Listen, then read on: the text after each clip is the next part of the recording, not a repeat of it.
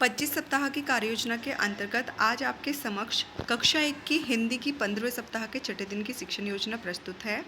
प्रथम कालांश में मौखिक भाषा विकास पर कार्य होगा और हम बच्चों को आज कहानी द्वारा मौखिक शब्दावली विकास करेंगे।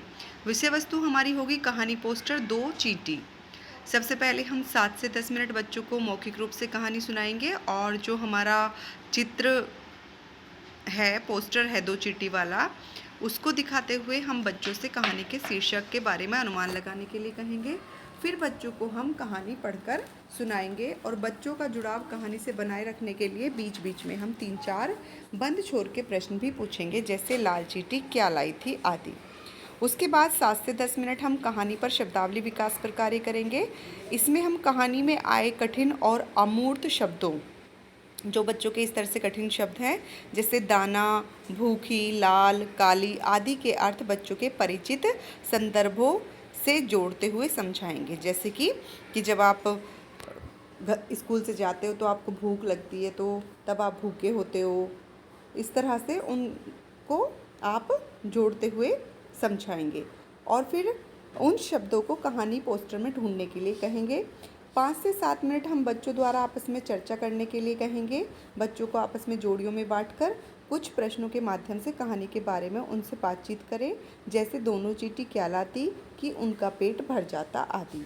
उसके बाद फिर 7 से 10 मिनट हम बच्चों को लेखन कार्य कराएंगे और जो भी हमने आज बच्चों को कहानी सुनाई है उसी से संबंधित कोई भी चित्र बनाकर उस पर थोड़ी बातचीत बच्चे करेंगे और फिर किन्हीं 3-4 बच्चों को आप सभी के साथ अपने चित्र पर बातचीत करने के लिए कहेंगे। दूसरे कालांश हमारा डिकोडिंग का होता है, तो आज हमारा होगा आकलन। साप्ताहिक आकलन हम बच्चों का करेंगे, तो उसके लिए मैंने सीख लिया कार्यपत्रक जो है हमारा कार्यपुस्तिका के पेज नंबर 44 पर दिया हुआ है, उस पर हम कार्य करेंगे। तो इसमें आप सभी बच्चों को कार्यपुस्तिका के जो सप्ताह 15 के दिवस 1 से 5 तक के कार्यपत्रों में दी गई गतिविधियों को दोबारा पढ़ने को कहेंगे। जो हमने पिछले 5 दिनों में जो भी कार्य हमने डिकोडिंग वाले कालांश में करवाया है, तो उनको पढ़ने के लिए कहेंगे। गतिविधियों को दोबारा पढ़ने के लिए कहें। इसके अतिरिक्त कक्षा में उपलब्ध अन्य पठन सामग्रियों से पढ़ने को भी आप प्रोत्साहित करेंगे। उसके बाद 30 से 35 मिनट हम बच्चों का आकलन करेंगे। बच्चों को आप बारी बारी से अपने पास बुलाएंगे और उन्हें कार्यपुस्तिका के जो मैंने सीख लिया पाठ है उसको पढ़ने के लिए कहेंगे। बच्चों को मैंने सीख लिया कि वर्णों, अक्षरों, शब्दों को पढ़ने के लिए आप पर्याप्त समय देंगे। ये नहीं कि अगर थोड़ा बच्चा हिचकिचाया और आपने कहा कि चलो आपको पढ़ना नहीं आता, उसको थोड़ा समय दीजिए पढ़ने के लिए कि ताकि वो आराम से पढ़ सके। अगर बच्चे झिझक रहे हैं तो उन्हें सहज महसूस करवाएं और बच्चों द्वारा जितने वर्ण, अक्षर, शब्द सही पढ़े गए हों उनकी संख्या को कोष्ठक में लिख दें। तो आगे बताएंगे कि किस तरह से आपको उस कार्यपत्रक पर काम करना है। तीसरे कालांश में हम आकलन और रेमेडियल का कार्य करेंगे। अब हमने बच्चों से कार्यपत्रक को भरवा लिया है, तो अब हमें बच्चों का आकलन करना है। 5 से 10 मिनट का हम समय लेंगे। उसमें हम मतलब हमने कालांश 2 में भी आकलन किया है, लेकिन अगर नहीं हो पाता है तो तीसरे कालांश में भी हम इस आकलन को जारी रखेंगे।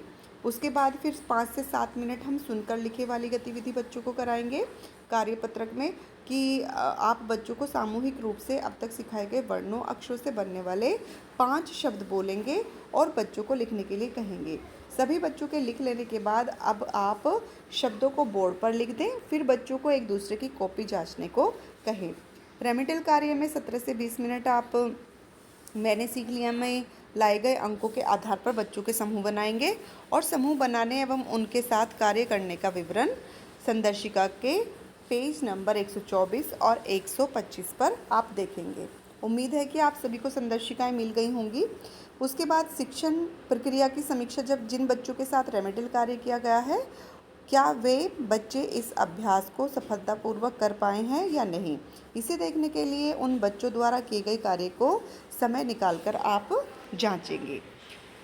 तो हमें देखना है कि बच्चों ने जो आकलन किया उसका बच्चों ने जो कार्य किया है उसका आकलन करेंगे, बच्चों को मार्क्स देंगे और जो हमारा आकलन पत्रक होगा वो इस तरह से होगा। यहाँ पर हम जो भी वर्ण या अक्षर, ये सप्ताह 15 का छठे दिन का हमारा आकलन पत्रक है, मैंने सीख लिया। तो यहाँ पर जितने भी वर्ण या अक्षर दिए गए हैं उनको बच्चा पढ़ेगा। ये 10 हैं, अगर 10 के 10 सही पढ़ रहा है तो आप 10 नंबर देंगे, अगर वो 4 भी सही पढ़ रहा है तो आप 4 नंबर देंगे। उसके बाद फिर यहाँ पर बच्चों को कुछ शब्द दिए गए हैं, 10 शब्द हैं। इन शब्दों को बच्चा जितने भी शब्द अच्छे से ठीक से पढ़ पाता है उतने अंक आप बच्चों को देंगे।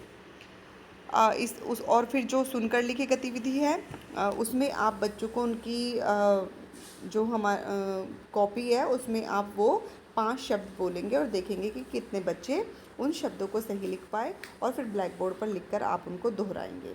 तो इस तरह से फिर हम इन जो भी हमने बच्चों को अंक दिए हैं वो हम साप्ताहिक आकलन ट्रैकर में बच्चों के अंक दर्ज करेंगे। तो इस तरह से हमें साथ के साथ अपना साप्ताहिक आकलन ट्रैकर भी भरते हुए चलना है, और बच्चों को रेमेडियल कार्य भी हम तीसरे कालांश में कराएंगे उनकी क्षमता के अनुसार।